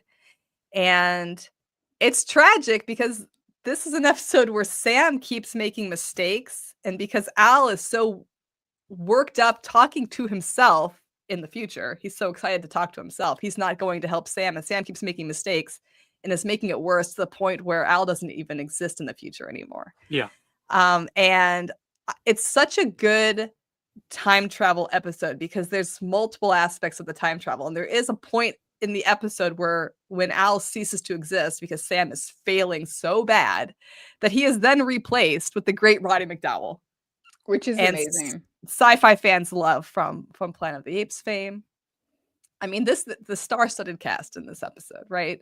But I couldn't get over the Jadzia Archer references. But I mean, It just Things like didn't that. compute for me last night for some reason. see, now you And I gotta just watch it again. I'm gonna rewatch it yeah, I'm just gonna blame painkillers. But Yeah, this episode was so it's tragic. It's hard. It's I a mean, hard it- episode. it ends up okay. It ends up Yeah. okay, But as most of these episodes do. But the But big it- thing is there's a woman who dies on the beach. They think murdered. Al is blamed for it. Yeah. In the original timeline, he gets acquitted because Lisa, the girl that he Play- was, Yeah. Dax essentially was, Terry Farrell, but goes to his commander and says, "No, he was with me. He couldn't have done it," and so he gets off. Sam screws that all up. yeah, Now Lisa he thinks he's famously- there to protect her career, and so he tells her not to give him an alibi, and then she dies in a horrible car accident and can't give him an alibi. That And so then it she's- becomes about, finding out who really did kill the woman on the beach. well, Lisa and- died even before that, right? So Yeah, she dies before. Yeah. So after she dies, it's up Well, to I him mean, to actually figure out who the killer is. in the original timeline, she died too, right? Yeah, like she that was the does. whole point. Yeah. Is Yeah. he's really there to save Lisa, but he's managed to screw everything up. Like, Yeah. I'm trying to watch my F-bombs because I know Yeah. Mrs. T Sorry. is watching. So it's fine. She'll be fine. but yeah, just continuously screws a pooch over and over and over again. Yeah. To the point where he gets out convicted of the murder and executed. Yeah. And so And then there ends up being the fear of, if he doesn't solve this, that he could still be in Al's body when the death sentence is delivered, essentially. so then he dies. So then he dies and Al dies. Yeah. Yeah. All sorts of fun. All Yeah. sorts of fun. It's a But this heavy episode is topic actually- episode It's heavy. also. Well, I- and so the person who dies is a woman who is basically cheating on her husband. There's a higher rank officer. He sees her on the beach with a guy. He thinks this guy is like assaulting her. But it ends up they were having a romantic tryst, and she accidentally hits her head on a rock. I think the guy's name is Chip. Is that Yeah, right? Chip. Chip. Yeah. And so he panics because like he's having an affair and she accidentally dies. So he runs off and he was driving Al's car, which is why Al was implicated in her murder or death, right? Not murder. It wasn't murder. It was an accident. Yeah. And so, but we don't know that at the beginning. We don't right? know So this in the beginning. We don't know that. Yeah. We don't know anything that's happened in the beginning. It wasn't until Al basically ceases to exist, and so Sam is like panicking. What do I do? And he figures out that it's this guy Chip who was with her, and Chip confesses to it being an accident. And so Sam has a brilliant idea. Yeah. Let's take Al, who is in the chamber, and throw him into the time travel machine, which so far has only succeeded in completely screwing Sam Beckett's life up and never allowing him to get back home. Right. So his brilliant idea is, let's use the time travel machine to send Al back. Yeah. The thing I love about this episode is because of the nature of Quantum Leap. So this is episodic TV, right? So this is back when you didn't have to watch things in order. You could just watch things whenever you wanted to, and you could still keep up with what was going on.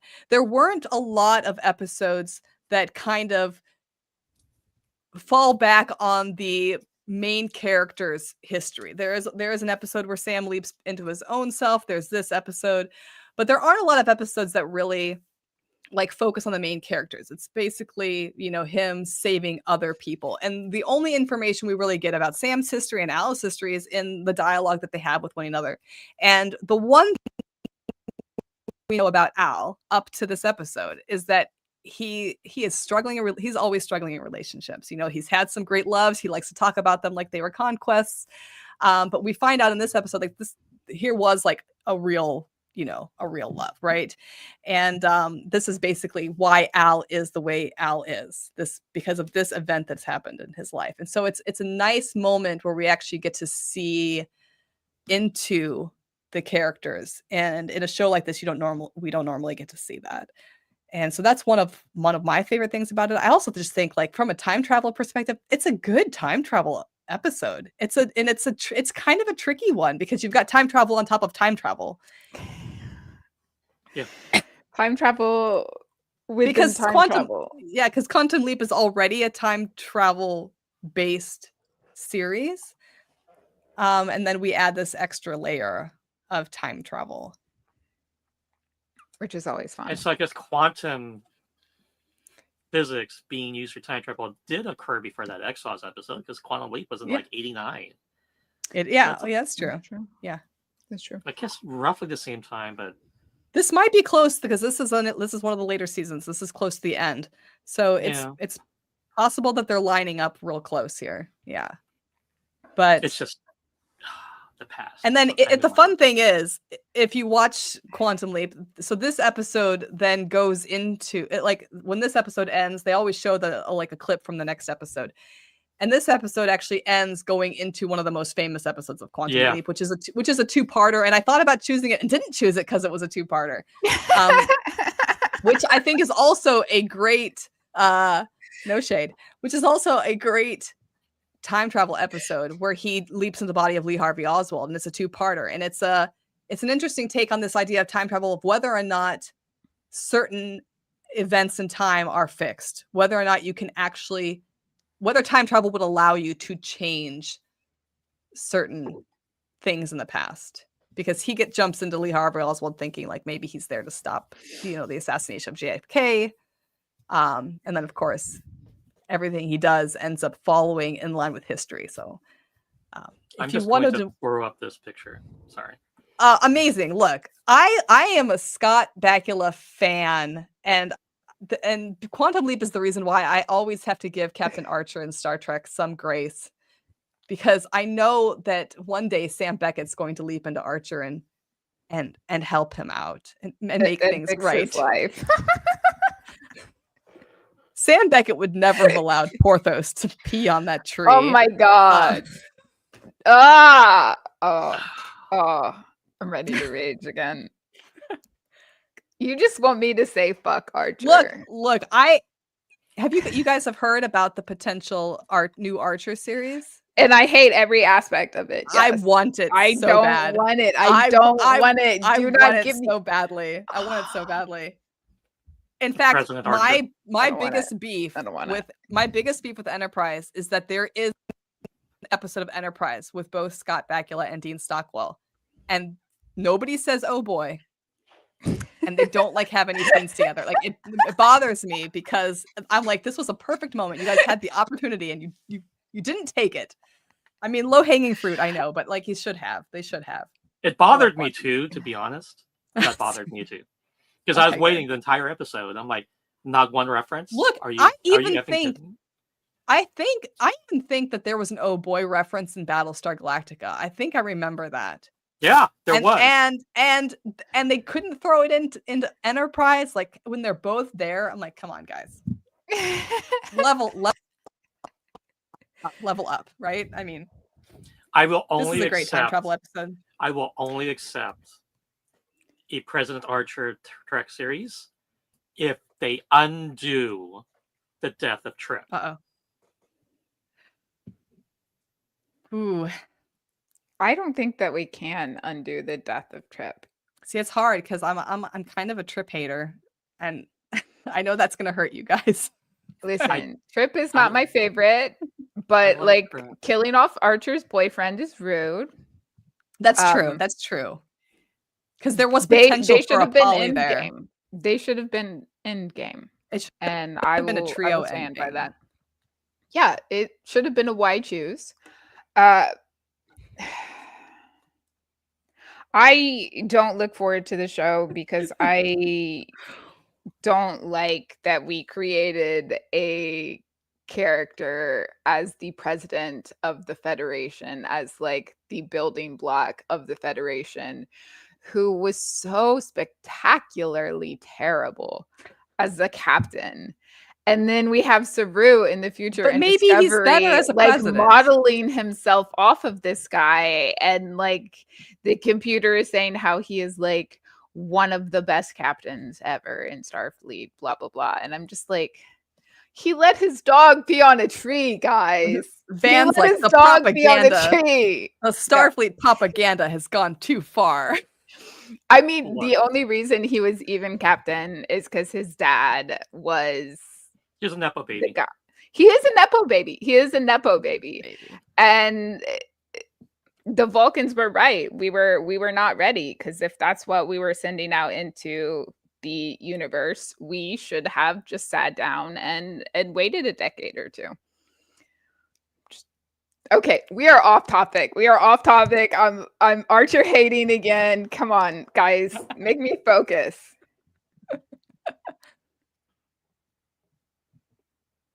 Just throwing that out there. Okay. Are we wrapped on yours? We can move on. Okay, let's move on. So this But is now I'm going to rant.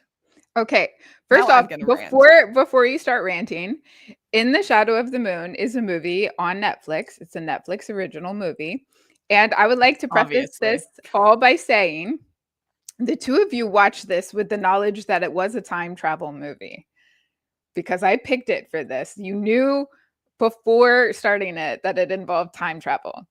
When my spouse put it on, I knew nothing. We didn't watch the trailer. I didn't read a synopsis. I knew absolutely nothing about this movie. And then it gets turned on, and I'm like, oh, this is a fun, 80s, thriller movie. This is a police procedural movie. Like, I don't know what's going on. Bam! Time travel. Look, I honestly, I think I would have enjoyed it more if it had stayed just a police procedural. I think it would have been a really good movie. I think it would have been just it a was police fun. procedural. It would have been good. The was time fun. travel aspect, like to me, it didn't work. It didn't work for me. It didn't work for you. I will admit, there was a moment in the first act where I fell asleep, and when I woke up, he was being pushed out of an airplane, and I was like, "What?" And then you went back and watched? No, I just kept Wait, going. No, I just kept going. I'm like, no! you There make is an like some important really point. important lines was that happened directly before then. When did you fall asleep? I I don't know what time I don't know when I fell asleep, but I heard her say something to him in the airplane, and then she shoved him out. So I heard a few things. I'm like, that's enough to keep going. I'll just keep going. But I'm like, did you? I'm sorry. I was screaming during this until I fell asleep, and then I woke up and started screaming again because I was like, Did you "Man, make? of Did you mix? all the time travel movies." I was like, "What is Wait, this?" did It you was like miss trying. everything in the airport? There was an Like, airport. Oh in my the god. airport hangar. Oh my god, Marty! You cannot bitch about this movie if you missed that. Oh, with Maddox? You missed the whole thing with Maddox? I started bawling my eyes out and you just like slept through this? Oh my god. Look, I cannot. No. I kept thinking to myself, why would I watch a movie that's trying to be 12 Monkeys if I could just watch 12 Monkeys? I was like, I mean, clearly a Netflix original. No offense, although there's only one Netflix original that I'm good with. Okay, The rest, right you know. now, Netflix just put out K-pop Demon Hunters. And I'm I just have to saying watch that. I haven't seen that yet. I need You to have watch not it. seen that? Look, because I was watching this Okay. and trying to stay awake. No. Each of you take Okay, a separate first off- corner. Hold on. first off, how did you fall asleep during this movie? I don't understand. Second off, Look, I started the movie and I was like, awesome! It's got Dexter in it. I did not realize that the guy who plays Dexter, Michael C. Hall, could be so boring. I was like, oh, I fucking loved him in this. I thought he was fantastic. I was like, how do you? Okay. I mean, props to him being a great actor because he plays somebody like Dexter and he's like so charismatic, and then he plays this guy, and I'm just like, oh god. And then, but the main character was even worse. I couldn't stand him. I was like, oh. I probably couldn't stand him because I'm like, I probably would write a character like this. This sounds like a character from one of my books, and that's probably why I hate him because I hate my own character. The way he spins off the rails towards the end did remind me of Killed. I'm just saying. Like kind of abandoning his daughter and being like, I'm still a good dad, but like I'm trying to like save the world. Like, no, I think you wrote this but character. look, but here's the moment he like in the subway scene where she like cuffs him to the bench and then he like stabs her. I'm like, well, obviously that's gonna bite you in the ass later. You know, I mean, oh, sorry. You're fine. But you know. Fuck it, Marty. I was like, but as soon as he did that, I knew what was gonna happen. As soon as that happened, I was like, oh, obviously he must be spoiler or she must be spoiler. Because I'm like, otherwise there's not gonna be any emotional impact here. Sorry. Are we not giving away spoilers on the whole plot? I don't know. I feel like if anyone wants to go and watch the movie before they hear us talk about it, then they should just pause right now and go watch the movie. We've spoiled all the other things we talked about. So pause now. Pause now, but I will say within the first 15 minutes, I realized that like when he saw her and she had a reaction and said something personal, I was like, oh, she's related to him somehow. Yeah. I mean, the pregnant wife in the beginning kind of gives it away. It does. Well, I kind of okay. I will say I did like the continuity of like we saw old buses in the 80s, right? And I liked that we like the cars were matching up with the changes in timeline. So props to the continuity department for making things continuity did well. I think the costuming was very, very accurate. Yeah, that's true. I think it was super interesting. So like you start and he's opening up just like taking care of his pregnant wife, which is just the most adorable thing on the planet. Yeah, I did like that scene. That was a good scene. And he goes to work and there's this impossible crime and his brother-in-law, who you hate, Holt, apparently find him boring. He's boring. I thought he was fantastic. It did remind me a bit of another I didn't even realize that was Michael C. Hall. Yeah. He is such a good actor. Like he You- is you are so more very suggestive different than I than his like. Do you have some face blindness, Joseph? Actually, now that we're talking I about might. I don't know.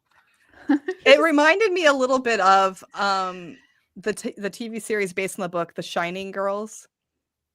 It felt like it was trying okay, I won't give any spoilers away, but if you want a really interesting sort of time travel twisty, but also a crime drama where we're investigating mysterious deaths, The Shining Girls is a really good example of it. I think I can't remember if it's 6 or 8 episodes. But it's intense. It did remind me of that, but not as good.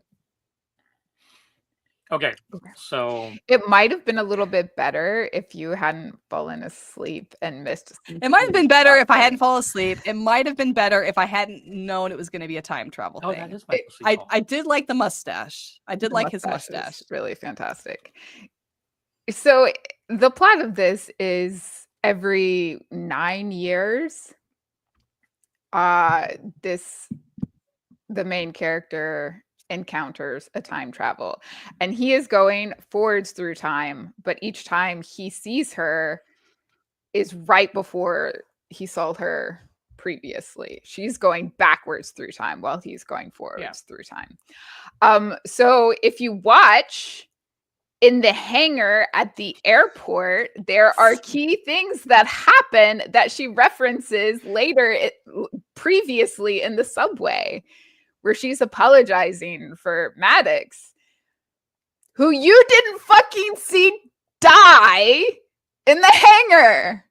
Yeah, but they talked about him being dead, and he suddenly wasn't on screen anymore. So I was like, well, he must have died. I love you so much. I just use my context so much. Okay, I was bawling my eyes out. I knew he was going to die from what she said in the subway. I knew we were going forwards in time, and I knew she had already killed him. Oh yeah. She said that in the first time. Yeah, I saw that. I didn't need to see him die because she already told us. it's the method in which he dies, right? Oh my god! So bawl my eyes out. I'm not kidding. It seems like he's about to catch her. Like things are about to be okay, and she turns around with a shotgun and blows his head off by accident because he surprises her. Like the whole. She's point also of this, a bad time traveler. Because she was trained by the psychopath. That I thought that was. Yeah, the reason why they were doing everything, I thought was like their methodology was a little strange to me. I feel like it is similar almost to what happened in the X-Files episode that we talked about, where he goes back in time to kill people to prevent something from happening. She is trained and sent back in time to specifically kill certain people so that a huge world war doesn't happen. They don't start something. They don't join together. I did think it was interesting that she was sent back to kill people that weren't necessarily involved in the war, but whose actions or their method of upbringing their children or something would cause future generations to go down a certain path. That I thought was interesting. Okay, so I love this. Because this was a race war they started. And she was going back in time. She wasn't killing anybody. She was injecting them. Somebody else was pushing the button. Okay, that's true. That's true. Okay. So, spoiler. Semantics. So they were killing bigots. Yes. Yeah. I do like how we have a very obviously mixed race assassin.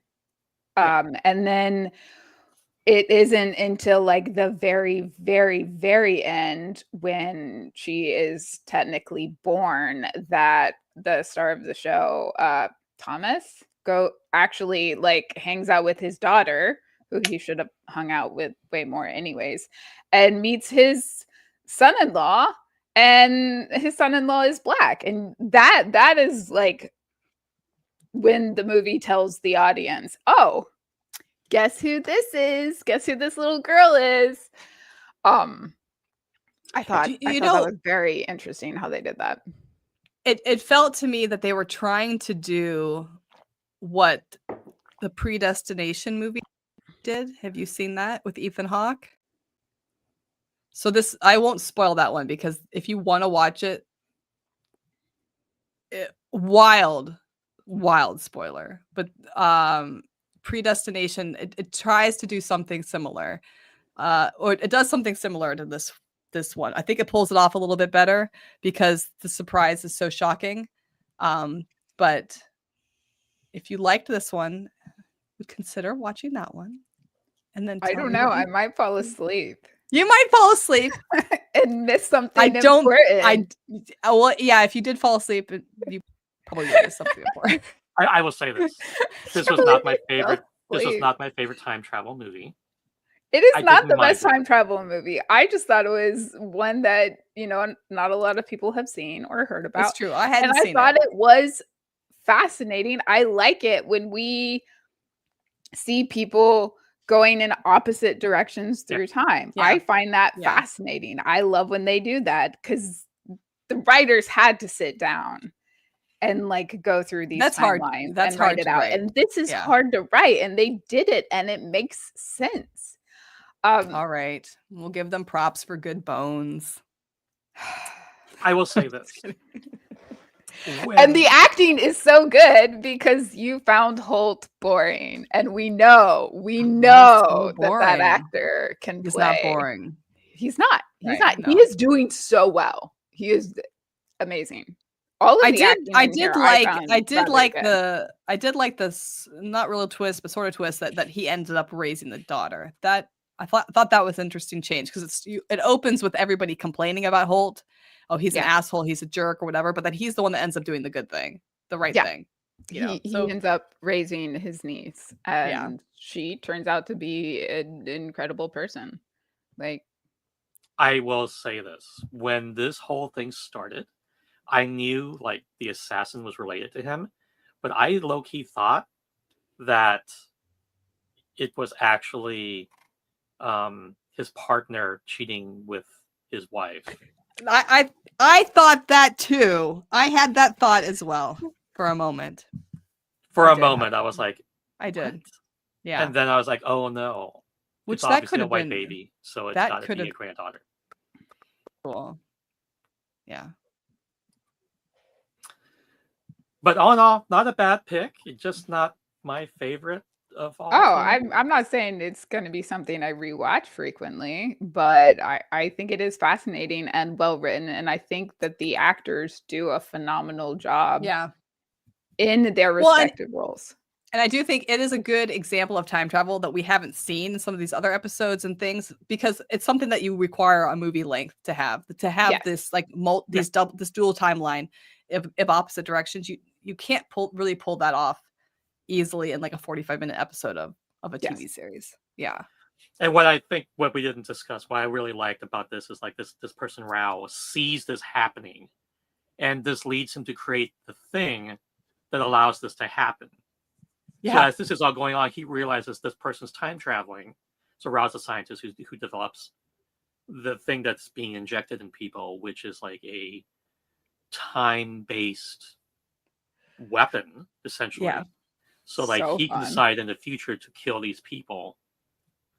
But he doesn't it seems like she's the assassin, but it's really this guy Rao, who like becomes so fanatic about this situation and realizes what's going on, that he disappears from society and develops this thing, and even tries to stop what's his name? Lockhart or something? Yeah, Lockhart. From I remember that. Trying to stop her. Like it has amazing points. It does.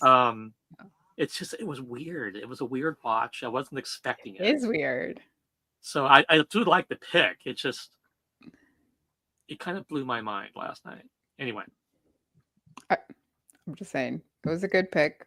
I regret nothing. Our last one I think we were all gonna love talking about is Phineas and Ferb. It's About Time, season 1, episode 7. For anyone not familiar with Phineas and Ferb, what are you doing with your life? This is an incredible show. This Are was you my serious, first. Marty? This was my first Phineas and Ferb. Marty! I also fell asleep during this, Marty! Okay. Marty! but like for like a minute, Marty. minute. It's There's like 24 minutes long. I know. I was tired, and and it was like the first of all of these that I watched. And Marty! the problem is I fell asleep at actually this picture. Like this is where I missed. I don't know how they saved them. Marty! You built a time machine that seen needed to be Phineas plugged in, and then you zonked out. Yeah. I mean, I remember when the time machine broke, and I remember that they saw the. I liked when he wrote into the footprint. That was cool, and then it showed up in real time in the future. I liked that. That was very fun. I also like that the time machine looks like the time machine From from H.G. H.G. Wells. Wells. Yeah, from Yeah. the film. Yeah. Well, that they was- were even saying we're fixing this time. machine. Okay, so in Phineas and Ferb as a show, it is absolutely hilarious. Constantly, there are tons of fun references in it for adults, like the time machine. But you always have two plot lines happening at the same time. You always have Phineas and Ferb doing something incredible, creating something, doing something absolutely hilarious and phenomenal. And then you have their pet platypus, Perry the platypus, fighting Dr. Doofenshmirtz, who is an evil scientist. And so you have these two plots happening at the same time during every episode. And at the end of every episode, Candace, the older sister, is always trying to get the boys in trouble. And she almost gets them in trouble constantly. But because of Doofenshmirtz, like 90% of the time, at the very end, his innator or his thing that he makes destroys what the brothers had been working on this whole episode. And then the parents come out and they're like, your brothers are just hanging out doing nothing. So it is a very predictable, very fun formula that they have. A lot of the same things happen over and over in every episode. We have another character, Isabella, always saying, "What you doing?" Like it's very fun. It's very predictable. It's very episodic, and then you don't have to watch it, one episode to the next. And there's always amazing music in it. Like the soundtrack is good. You can just watch it. There's Did a you pick this whole episode- squirrel in your pants trend on TikTok. Did you pick this Marty- episode because of the fucking panda? No, I picked it for the dinosaur. So I the will added admit, benefit. I was a little bit confused by the dual storyline because I didn't realize that's what was. I thought there was going to be a connection, and I was like, No, there's never a connection. "What is The going on with all these connection- people with the hats?" I was Okay. like, So you Well, pick that's an a whole other episode thing. with a dinosaur that also happens to have a fucking panda messing with a platypus, and you didn't think I would take this personally. "Oh my god, that's Okay, hilarious!" I originally picked it for the Look, dinosaur. The I didn't panda and realize- the platypus are just fun extras. To be fair, I didn't realize Jadzia Dax was in that episode of Quantum Leap either until I started watching it. I just picked it because I was like, "Oh, I remember this one is good," and then I'm like, "Oh shoot." I picked for the dinosaur. I legitimately picked for the dinosaur. Or did somebody time travel and make us choose these episodes? This is also I possible. am sitting here, like I watched this entire episode, and all I was thinking was, Van's fucking with me. I know there's a dinosaur, and I know Van loves dinosaurs, but she had to have picked this out of every time travel option because there also happens to be a panda that takes over as the nemesis and displaces the Oh, platypus. I feel like I have to rewatch this one again now with this new context in my mind. I think she did it I subconsciously on I purpose. think you would enjoy Phineas and Ferb as a show in general. It is incredibly hilarious and well written. I did The really show is love that hilarious. scene where Candace kept like jumping back in front of that little like food stand, and the Yes. guy is like, "You're weird." Like, Oh, Candace, I love her so much. I love her so and much. I like the little Girl Um, Scout troop, although I fell asleep and yeah, missed what they did. But they but are so I saw that. good. Wait, I did like that they built the time machine and then realized they didn't have the M and accidentally got a time machine. That I thought that's about when I fell asleep, but I liked that. I liked that. That was a good moment. Clearly, I was Anyways, tired yesterday. the entire premise of this is the family goes to the museum and they have a lot of fun, and the boys get bored and decide to fix the time machine and succeed in fixing the time machine. But then it gets destroyed in the past. So they create a fossil, and then the little Girl Scouts are like, "Oh my goodness, we're just gonna build our own time machine." They get out their fireside manual and they're like, "Oh, turn to the time machine page." I'm like, wow, everything is in there, everything. I Um, like the moment too when the security guard walks up to them and is like, "Aren't you guys a little bit young to be working here?" And they're just like, yes, yes, they are. "Yes." See that if you watch this show, there's almost always somebody that is like, "Aren't you a little young to be doing this?" And they're like, "Yeah." And then the adult just lets them do it anyway. Like that that really jived with that when if I was younger. Like if I was watching it as a kid, I would have been like, "Oh yeah, this speaks to me." Yeah, it's a good show. I would I have highly stopped watching recommend. the show the minute I saw the fucking panda displacing the platypus. I'm just stuck on that. Okay, but like at the end of the episode, Perry Doofenshmirtz picks Perry. He picks the platypus as his nemesis. There's a whole song about it. Was there a song? Yeah. Yes! Oh my god, Marty! Marty! Wait. There's the a song ending. in every episode. I'm They're just glad great that you're the one songs. frustrating Van today and not me. That's all. That's all I'm throwing out there. Look. I follow Dan Povenmire on TikTok. I know that he's behind all this. I just don't know anything about it except that. Perry the Okay. platypus. Oh I know that he has a weird voice or whatever. Like I'm like, It is whoa. hilarious. It is a hilarious show. It is written for children, but very enjoyable for adults. It has phenomenal music in it. I think you would enjoy the writing in general. As a writer, the writing in it is just The writing was fun. good. Yeah, it was good. It's hard to write for children at that age and in a short time period, like 4 minutes. That's hard. That's hard to do. I would what's say the though, for panda those of you called? watching at home, if The panda was called Peter, wasn't he? I don't know. because Peter, right? Guess what? I thought I think it was Starts with Peter. a P. I had a hard block on the name of the panda because it's a fucking panda. Oh my So- god. I am Look, not.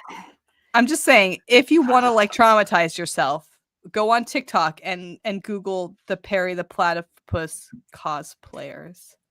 Like no, thank you. Some of them are fascinating. It was fascinating. Peter the panda. Peter the Panda. I'm telling you, it's Peter the Panda. All the animal agents are Peas. their name matches the letter of their animal. Oh, they're not all pea animals. They're not all P animals. Are there any other pea animals? Probably Penguins. penguins, Pythons. pythons. See, Pythons. plenty of other P animals.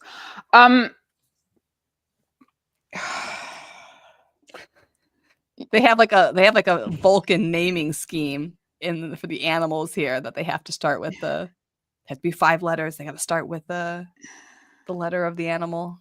I mean, they are secret agents, so It's very secretive. it's probably not even their real name.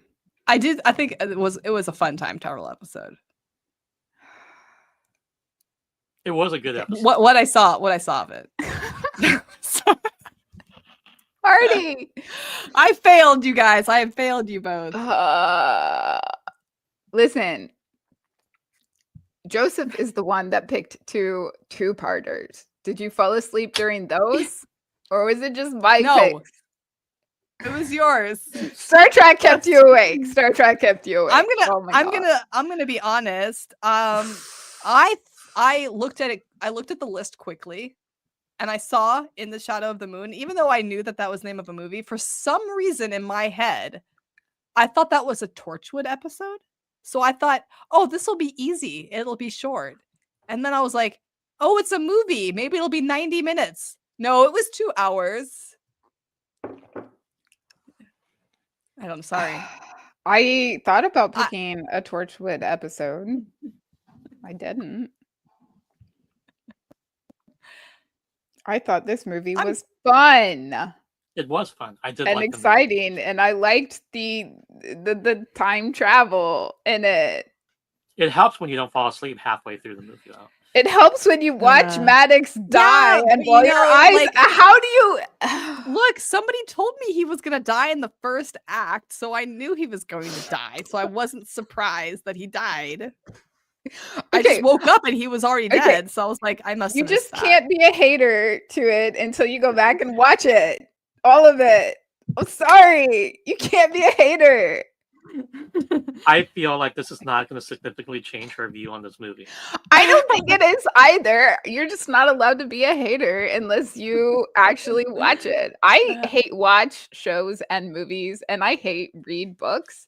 Listen, I also think you don't get to complain about politics or anything else unless you vote. Like if you just like, I thought you were going to say that I can't complain about politics because I'm voting for Archer as president. Well, yeah, no. I'm like, is that where this is going? No. Look, it wasn't where when Star Trek West Wing comes out and I'm into it and you're not, you can tear me apart. Oh, I will be hate watching it. I will be hate watching it. Don't worry. The whole point is you will still be watching it. Oh, I will be, so I can hate it properly. She needs to be justifiably hating it. Well, so let's go back to Chakotay ending up a 7 of 9. Oh my god! You know, there should have been an episode where like we can do Chakotay is with 7 of 9, and then Porthos time travels and just pees on Chakotay's leg. That's what happens to Porthos. Truly, he gets stuck in the Delta Quadrant. What? You know what? Janeway would love that. Janeway would love it. Janeway would on the ship. Janeway would promote a good pet parent. She is such a good pet parent. Look, she left her dog at home instead of taking him through space.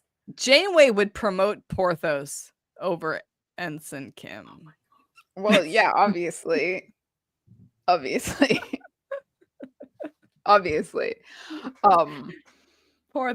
Porthos rolls up onto the bridge with Lieutenant Pips, and Harry Kim is like, the dog. Somebody write this fan fiction now, please. You're the writer here, actually, so that's on you. Sorry. I'll probably fall asleep. Yeah, you'll fall asleep doing it. Okay. Wow. Well, I will fall asleep reading your next book. How about that? We know you won't. Yeah, you might.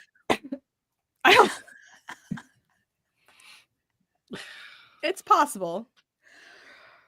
I fell asleep reading it, but I've read it like 75 times, so it's your book. You can do that. I mean, I do read at bedtime a lot, so falling asleep reading a book is I not fall asleep actually reading very new. everything nowadays because I'm just so old and so tired. Stop. We're not old. We are not old. I've spent too much time thinking about the 90s today, so it's just really it takes a lot out of me trying to remember back that far. I mean, it was both like yesterday and not. So, wrapping up. One of the things I want to mention is today is Trek Talk Day. So, Rose Colored Cosplay kind of came up with this whole Trek Talk Day thing. This is how we know each other, is through TikTok and our love of Trek. And so happy Trek Talk Day to everybody. Just wanted to mention that. This is kind of the kickoff to Trek Talk Day. And this counts as our contribution because we talk Trek. Please. That's my contribution. And I'm kind of. But look for us this weekend on TikTok because we'll be posting some Star Trek things in honor of Trek Talk Day. Happy Trek Hop Talk on TikTok and check out all the Star Trek posts this weekend. So exciting. Okay, this concludes our episode. We don't need roads. None of us picked Back to the Future, which was very weird. But What's weird? I was kind of expecting somebody to pick it, but I thought I was gonna make it easy and go short. I didn't get that memo. If I'd known you guys were gonna pick 4 hours each, I would have. Listen. We're so glad you tagged along. We're so glad you tagged along for our episode as we sit here arguing. Please give us a like and subscribe if you haven't already. Share our podcast with your friends. Our next episode will be something to be decided because we it's almost Halloween. It's got to be like spooky theme. Yeah, it's maybe be Halloween. We did 80s horror movies last year. Let's do 70s because like we actually sat down when we were doing 80s and we're like, oh, I want to talk about this one and this one, and then we're like, fuck, that's actually a 70s horror. Last year's episode and come up with the 70s. Okay, our next episode will be 70s horror. So yes, let's do it. I'm excited. Yes, me too. Take care, everybody.